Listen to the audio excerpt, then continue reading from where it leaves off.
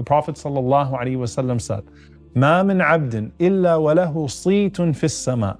There is not a servant of Allah except that they have a sleet, which means a name or a reputation in the heavens. Now the first manifestation of that hadith is definitely referring to the reputation you have, because the Prophet ﷺ went on to say that if you have a good reputation in the heavens, it descends to those on earth. And if you have a bad one in the heavens, it also descends to those on earth. But what if that reputation doesn't just come with the name your parents gave you, but the name your deeds earned you?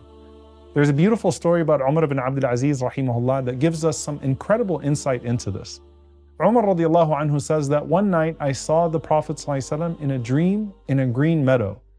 And he said to me, "You're going to take charge of my ummah's affairs.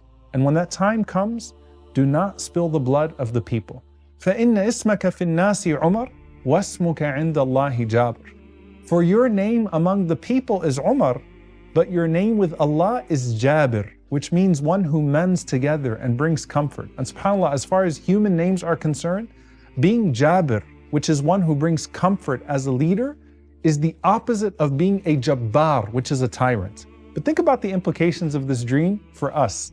Umar was already named Umar after his grandfather in hopes that he would be like him. And he was. But then Allah puts him in a situation to where he could unlock another name. And sometimes Allah will put you in a place to where you can unlock a new level or a new name for yourself as well. But you have to earn it. As for the name your parents gave you, it's only as good or bad as what you actually do with it. How many Muhammads in the world today act like the complete opposite of the man they were named after, sallallahu alaihi wasallam? You could be named Abdullah, the slave of Allah, but actually be known as what the Prophet ﷺ said, Abdul Dirham or Abdul Dinar, the slave of wealth. There was once a tyrant who wreaked havoc on Medina in the past, and his name was Muslim ibn Uqba. But you know, the people actually called him Mujrim instead of Muslim, which means criminal. Abul Hakam, the father of wisdom, was the original name of the man who became known by his rejection as Abu Jahl, the father of ignorance instead.